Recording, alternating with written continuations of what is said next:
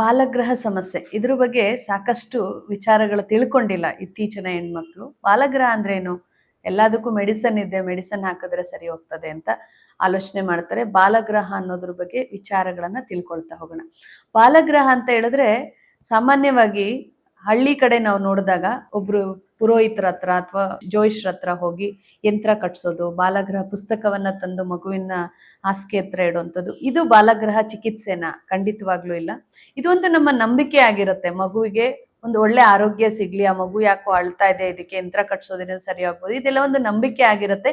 ನಂಬಿಕೆ ಸುಳ್ಳು ಅಂತಲ್ಲ, ಆದ್ರೆ ಇದರಿಂದ ಬಾಲಗ್ರಹ ಗುಣ ಆಗತ್ತೆ ಅಂತ ಹೇಳಿದ್ರೆ ಖಂಡಿತ ಇಲ್ಲ.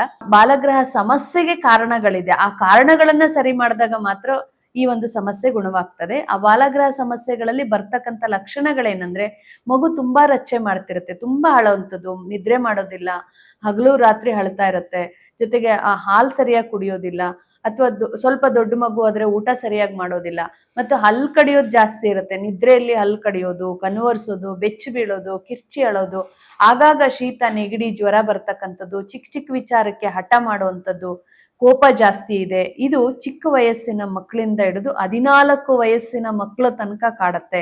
ಚಿಕ್ಕ ವಯಸ್ಸಲ್ಲಿ ನೀವು ಇದನ್ನ ತಿಳ್ಕೊಳ್ಳದೆ ಶೀತ ನೆಗಡಿ ಆಗಾಗ ಬರ್ತಿದೆ, ಡಾಕ್ಟರ್ ಹತ್ರ ಹೋದ್ರೆ 5 ವರ್ಷ ಹಣ್ಣು ಕೊಡಬೇಡಿ ಅಂದ್ರು, ಹಾಲು ಕುಡಿಸ್ಬೇಡಿ ಅಂದ್ರು, ಮಜ್ಜಿಗೆ ತಿನ್ನಿಸ್ಬೇಡಿ ಅಂದ್ರು, ಮೊಸರು ಕೊಡಬೇಡಿ ಅಂದ್ರು ಅಂತೇಳಿ 5 ವರ್ಷದ ತನಕ ಮಕ್ಕಳಿಗೆ ಪೌಷ್ಟಿಕಾಂಶಗಳನ್ನೇ ಇಲ್ದಂಗ್ ಮಾಡ್ತೀರಾ.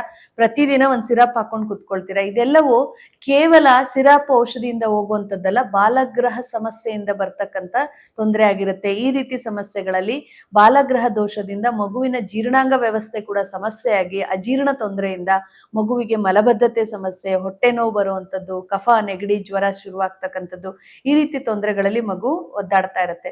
ಇದಕ್ಕೆ ಉತ್ತಮವಾದಂತ ಚಿಕಿತ್ಸೆ ಒಂದನ್ನ ನೀವು ಕೊಡಿಸ್ಬೇಕಾಗತ್ತೆ. ಬಾಲಗ್ರಹ ಚಿಕಿತ್ಸೆ ಅಂದ್ರೆ ಔಷಧಿಗಳ ಸೇವನೆ ಆಗಿರುತ್ತೆ. ಅಂದ್ರೆ ಮಗುವಿನ ಬೆಳವಣಿಗೆ ಹಾಗೂ ಒಂದು ರೋಗ ನಿರೋಧಕ ಶಕ್ತಿ, ಜೀರ್ಣ ಶಕ್ತಿ, ಮೆದುಳಿನ ಬೆಳವಣಿಗೆ ಕೂಡ ಇಲ್ಲಿ ಮುಖ್ಯವಾಗಿ ಕಾಣ್ತಾ ಹೋಗುತ್ತೆ. ಈ ರೀತಿ ಚಿಕಿತ್ಸೆ ಪಡೆಯೋದ್ರಿಂದ ಮಗುವಿನ ಸಂಪೂರ್ಣ ಆರೈಕೆ, ಬುದ್ಧಿವಂತ ಮಗು, ಆರೋಗ್ಯವಂತ ಮಗು ಮತ್ತು ಉತ್ತಮ ಆಹಾರ ಪದ್ಧತಿಯಿಂದ ಈ ಒಂದು ಮಗುವಿನ ಆರೋಗ್ಯವನ್ನ ಕಾಪಾಡಬಹುದಾಗಿದೆ. ಸೊ ಇಂಥ ಒಂದು ಚಿಕಿತ್ಸೆ ಸಿಗುವಂತ ಸ್ಥಳ ಅಂತ ಹೇಳಿದ್ರೆ ಯೋಗಾವನ ಬೆಟ್ಟ. ಚಿಕ್ಕ ಮಗುವಿನಿಂದ 3 ತಿಂಗಳ ಮಗುವಿನಿಂದ 14 ವಯಸ್ಸಿನ ಮಗುವಿನ ತನಕ ಇರ್ತಕ್ಕಂಥ ಈ ಬಾಲಗ್ರಹ ಲಕ್ಷಣವನ್ನ ನೀವು ಸಂಪೂರ್ಣವಾಗಿ ಗುಣಮುಖ ಮಾಡ್ಕೊಳ್ಬಹುದಾಗಿದೆ. ನಮಸ್ಕಾರ.